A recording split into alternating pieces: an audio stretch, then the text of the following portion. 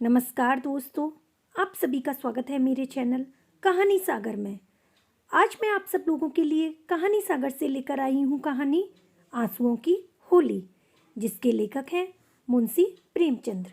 ये कहानी आपको अच्छी लगे तो वीडियो को लाइक और शेयर अवश्य करें और साथ ही हमारे इस चैनल को सब्सक्राइब जरूर करें। तो चलिए इस छोटी सी कहानी की शुरुआत करते हैं। नामों को बिगाड़ने की प्रथा न जाने कब चली और कहाँ शुरू हुई। इस संसार व्यापी रोग का पता लगाए तो ऐतिहासिक संसार में अवश्य ही अपना नाम छोड़ जाए। पंडित जी का नाम तो श्री विलास था, पर मित्र लोग उन्हें सिलबिल कहा करते थे। नामों का असर चरित्र पर कुछ न कुछ पड़ जाता है। बेचारे सिलबिल सचमुच ही सिलबिल थे। दफ्तर जा रहे हैं मगर पजामे का इजार बंद नीचे लटक रहा है। सिर पर फेल्ट कैप है पर लंबी सी चुटिया पीछे झांक रही है। अचकन यूं बहुत सुंदर है। न जाने इन त्योहारों से क्या चिढ़ती। दिवाली गुजर जाती पर वह भला मानस कौड़ी हाथ में न लेता। और होली का दिन तो उनकी भीषण परीक्षा का दिन था। 3 दिन वह घर से बाहर न निकलते, घर पर ही काले कपड़े पहने बैठे रहते। यार लोग टोह में रहते थे कि कहीं से फंस जाए, मगर घर में घुसकर तो फौजदारी नहीं की जाती। एक आधा बार फंसे भी मगर घिघिया पुधिया कर बेदाग निकल गए। लेकिन अब की समस्या बहुत कठिन हो गई थी। शास्त्रों के अनुसार 5 वर्ष तक ब्रह्मचर्य का पालन करने के बाद उन्होंने विवाह किया था। ब्रह्मचर्य के परिपक्व होने में जो थोड़ी बहुत कसर रही वह 3 वर्ष के गौने की मुद्दत ने पूरी कर दी। यद्यपि स्त्री से कोई शंका न थी, तथापि वह औरतों को सिर चढ़ाने के हामी न थे। इस मामले में उन्हें अपनी वही पुराना दुराना ढंग पसंद था। बीबी को जब कसकर डांट दिया तो उसकी मजाल है कि रंग हाथ से छुए। विपत्ति यह थी कि ससुराल के लोग भी होली मनाने आने वाले थे। पुरानी मसल है, बहन अंदर तो भाई सिकंदर। इन सिकंदरों के आक्रमण से बचने का कोई उपाय न सूझता था। मित्र लोग घर में न जा सकते थे, लेकिन सिकंदरों को कौन रोक सकता है। स्त्री ने आंख फाड़कर कहा, अरे भैया, क्या सचमुच रंग न घर लाओगे? यह कैसी होली है बाबा? सिलबिल ने त्योहारियों को चढ़ाकर कहा, बस मैंने एक बार कह दिया और बात दोहराना मुझे पसंद नहीं। घर में रंग नहीं आएगा और ना कोई छुएगा। मुझे कपड़ों पर लाल छींटें देखकर मछली आने लगती है। हमारे घर में ऐसी ही होली होती है। स्त्री ने सिर झुकाकर कहा, तो न लाना रंग संग। मुझे रंग लेकर क्या करना है? जब तुम ही रंग न छुओगे तो मैं कैसे छू सकती हूँ? सिलबिल ने प्रसन्न होकर कहा, निस्संदेह यही साध्वी स्त्री का धर्म है। लेकिन भैया तो आने वाले हैं, वह क्यों मानेंगे? उनके लिए मैंने एक उपाय सोच लिया है। उसे सफल बनाना तुम्हारा काम है। मैं बीमार बन जाऊंगा, एक चादर ओढ़कर लेटा रहूंगा। तुम कहना उन्हें ज्वर आ गया है। बस चलो छुट्टी हुई। स्त्री ने आंख नचाकर कहा, ए नौज, कैसी बातें मुंह से निकलवाते हो? ज्वर आए मुद्दई के घर, यहाँ आए तो मुंह झुलस दूं निगोड़े का। तो फिर दूसरा उपाय ही क्या है? तुम ऊपर वाली छोटी कोठरी में छिपे रहना। मैं कह दूंगी उन्होंने जुलाब लिया है। बाहर निकलेंगे तो हवा लग जाएगी। पंडित जी खिल उठे, बस यही सबसे अच्छा बहाना है। होली का दिन है, बाहर हाहाकार मचा हुआ है। पुराने जमाने में अबीर और गुलाल के सिवा कोई और रंग न खेला जाता था। अब नीले हरे काले सभी रंगों का मेल हो गया है और इस संगठन से बचना आदमी के लिए तो संभव नहीं। हाँ, देवता बचे। सिलबिल के दोनों साले मोहल्ले भर के मर्दों, औरतों, बच्चों और बूढ़ों का निशाना बने हुए थे।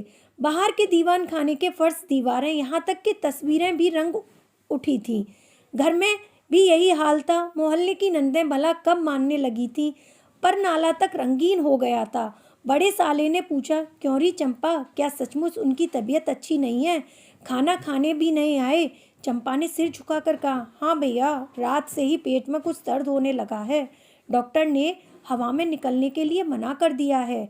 जरा देर बाद छोटे साले ने कहा, क्यों जीजी, क्या भाई साहब नीचे नहीं आएंगे? ऐसी भी क्या बीमारी है?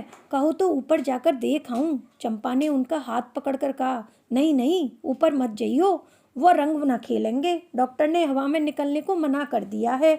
दोनों भाई हाथ मलकर रह गए। सहसा छोटे भाई को एक बात सूझी, जिया जी के कपड़ों के साथ क्यों ना होली खेलें? वे तो बीमार नहीं हैं। बड़े भाई के मन में यह बात बैठ गई। बहन बेचारी अब क्या करती? सिकंदरों ने कुंजियां उसके हाथ से ली और सिलबिल के सारे कपड़े निकालकर रंग डाले। रूमाल तक न छोड़ा। जब चंपा ने इन कपड़ों को आंगन में अलगनी पर सूखने को डाल दिया तो ऐसा जान पड़ा मानो किसी रंगरेज ने ब्याह के जोड़े रंगे हों। सिलविल ऊपर बैठे बैठे यह तमाशा देख रहे थे, पर जवान न खोलते थे। छाती पर सांप सा लौट रहा था। सारे कपड़े खराब हो गए, दफ्तर जाने को कुछ न बचा। इन दुष्टों को मेरे कपड़ों से न जाने क्या बैर था। घर में नाना प्रकार के स्वादिष्ट व्यंजन बन रहे थे। मोहल्ले की ब्राह्मणी के साथ चंपा भी छुटी हुई थी। दोनों भाई और कई अन्य सज्जन आंगन में भोजन करने बैठे तो बड़े साले ने चंपा से पूछा, कुछ उनके लिए भी खिचड़ी विचड़ी बनाई है? पूरियां तो बेचारे आज खा न सकेंगे। चंपा ने कहा, अभी तो नहीं बनाई, अब बना लूंगी। वारी तेरी अकल, अभी तक तुझे इतनी फिक्र नहीं है कि वो बेचारे क्या खाएंगे। तू तो इतनी लापरवाह कभी न थी। जा निकाल ला जल्दी से चावल और मूंग की दाल। लीजिए, खिचड़ी पकने लगी। इधर मित्रों ने भोजन करना शुरू कर दिया। सिलविल ऊपर बैठे अपनी किस्मत को रो रहे थे। इन्हें इस सारी विपत्ति का एक ही कारण मालूम होता था, विवाह। चंपा ना आती तो ये साले क्यों आते, कपड़े क्यों खराब होते, होली के दिन मूंग की खिचड़ी क्यों खाने को मिलती। मगर अब पछताने से क्या होता है। जितनी देर में लोगों ने भोजन किया उतनी देर में खिचड़ी तैयार हो गई। बड़े साले ने खुद चंपा को ऊपर भेजा कि खिचड़ी की थाली ऊपर दे आए। सिलविल ने थाली की ओर कुपित नेत्रों से देखकर कहा, इसे मेरे सामने से हटा ले जा। क्या आज उपवास ही रहोगे? तुम्हारी यही इच्छा है तो यही सही। मैंने क्या किया, सवेरे से जुटी हुई हूँ। भैया ने खुद खिचड़ी डलवाई है और मुझे यहाँ भेजा है। हाँ, वो तो मैं देख रहा हूँ कि घर का स्वामी नहीं, सिकंदरों ने उस पर कब्जा जमा लिया है। मगर मैं यह नहीं मान सकता कि तुम चाहती तो लोगों के पहले ही मेरे पास थाली ना पहुँच सकती थी। मैं इसे पतिव्रत धर्म के विरुद्ध समझता हूँ। और क्या कहूँ, तुम तो देख रहे थे कि दोनों जने मेरे सिर पर सवार थे। अच्छी दिल लगी है कि आज लोग तो समोसे और खस्ते उड़ाएंगे और मुझे मुंह की खिचड़ी दी जाएगी।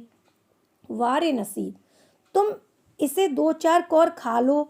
मुझे ज्यों ही अवसर मिलेगा दूसरी थाली ले आऊंगी। सारे कपड़े रंगवा डाले, दफ्तर कैसे जाऊंगा। यह दिल लगी मुझे जरा भी नहीं भाती। मैं इसे बदमाशी कहता हूँ। तुमने संदूक की कुंजी क्यों दे दी? क्या मैं इतना पूछ सकता हूँ? जबरदस्ती छीन ली। तुमने सुना नहीं, करती क्या? अच्छा, तो जो हुआ सो हुआ। वो थाली ले जाओ। धर्म समझना तो दूसरी थाली लाना, नहीं तो आज व्रत ही सही। एकांकर पैरों की आहट पाकर सिलबिल ने सामने देखा तो दोनों साले आ रहे थे। उन्हें देखते ही बेचारे ने मुंह बना लिया, चादर से शरीर ढक लिया और करहाने लगे। बड़े साले ने कहा, कहिए कैसी तबीयत है? थोड़ी सी खिचड़ी खा ली जाए। सिलबिल ने मुंह बनाकर कहा, अभी तो कुछ खाने की इच्छा नहीं है। नहीं, उपवास करना तो हानिकारक होगा। खिचड़ी खा लीजिए। बेचारे सिलबिल ने मन ही मन दोनों शैतानों को खूब कोसा। विष की बात खिचड़ी कंठ के नीचे उतारी। आज होली के दिन खिचड़ी ही भाग्य में लिखी थी। जब तक सारी खिचड़ी समाप्त ना हो गई दोनों वहीं डटे रहे, मानो जेल के अधिकारी किसी अनशन व्रतधारी कैदी को भोजन करा रहे हों। बेचारे को ठूस ठूस कर खिचड़ी खानी पड़ी। पकवानों के लिए गुंजाइश न रही। 10 बजे रात को चंपा उत्तम पदार्थों का थाल लिए पतिदेव के लिए पास पहुंची। महाशय मन ही मन झुंझला रहे थे। भाइयों के सामने मेरी परवाह कौन करता है।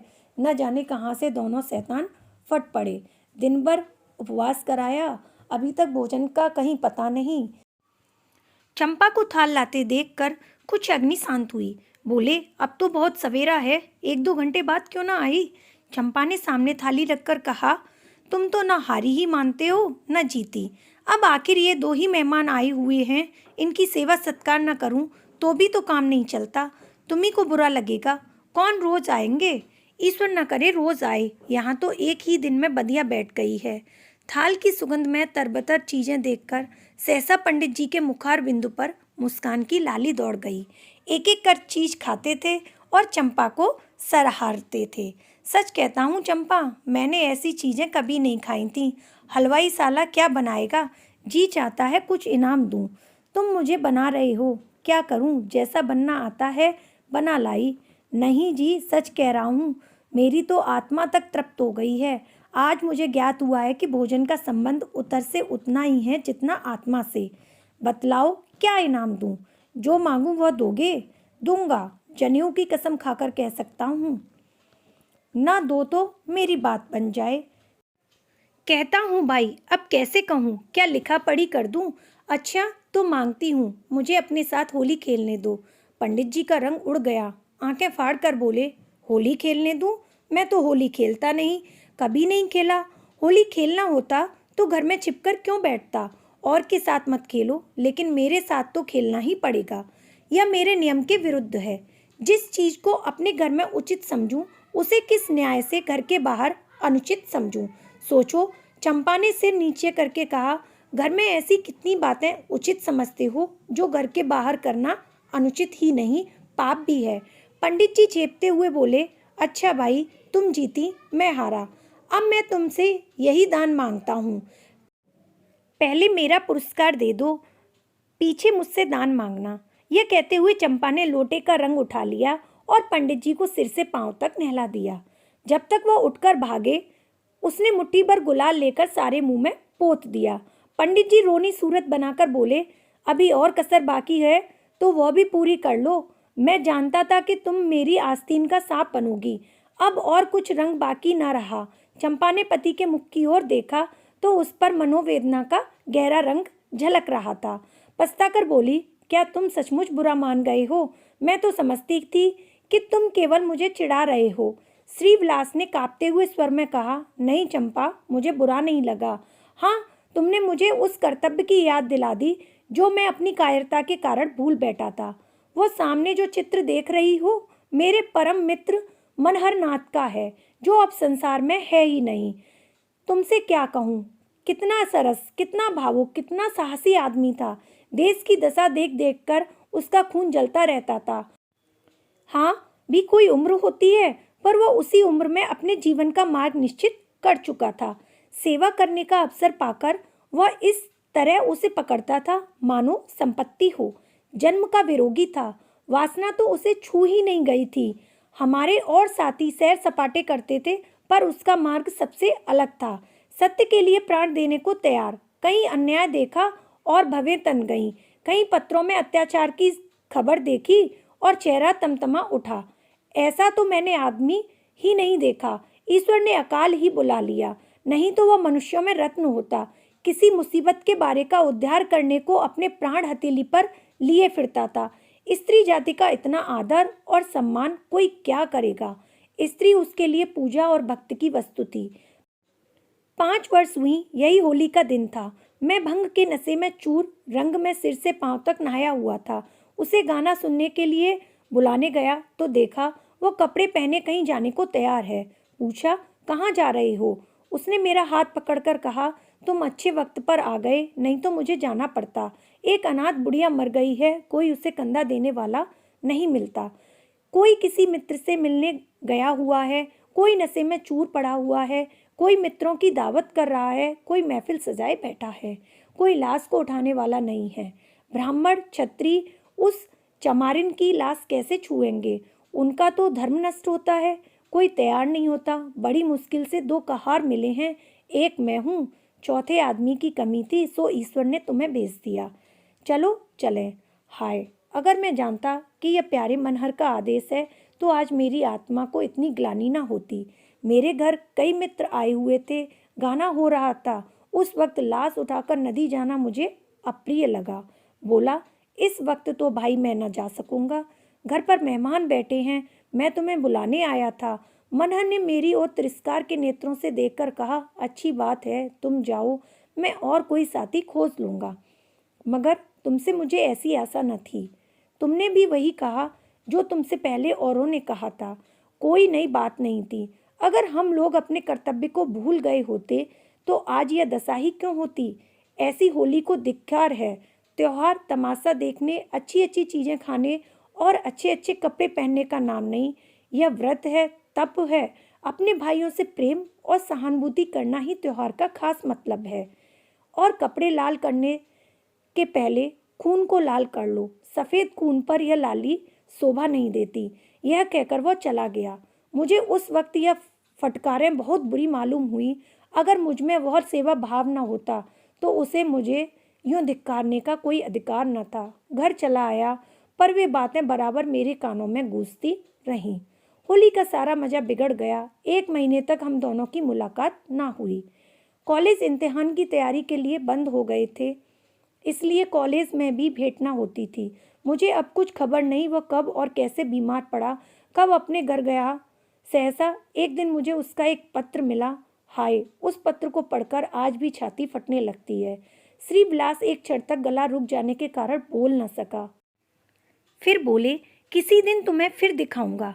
लिखा था, मुझसे आखिरी बार मिल जा, अब शायद इस जीवन में भेंट ना हो। खत मेरे हाथ से छूटकर गिर पड़ा। उसका घर मेरठ के जिले में था। दूसरी गाड़ी जाने में आधे घंटे की कसर थी। तुरंत चल पड़ा, मगर उसके दर्शन ना हो सके। मेरे पहुंचने से पहले ही वो सिधार चुका था। चंपा, उसके बाद मैंने होली नहीं खेली। होली ही नहीं, और सभी त्योहार छोड़ दिए। ईश्वर ने शायद मुझे क्रिया की शक्ति नहीं दी थी। अब बहुत चाहता हूँ कि कोई मुझसे सेवा का काम ले। खुद आगे नहीं बढ़ सकता, लेकिन पीछे चलने को तैयार हूँ। पर मुझसे कोई काम लेने वाला भी नहीं। लेकिन आज यह रंग डालकर तुमने मुझे उस धिक्कार की याद दिला दी है। ईश्वर मुझे ऐसी शक्ति दे कि मैं मन में ही नहीं, कर्म में भी मनहर बनूं। यह कहते हुए श्री विलास ने तस्तरी से गुलाल निकाला और उस चित्र पर छिड़क कर प्रणाम किया।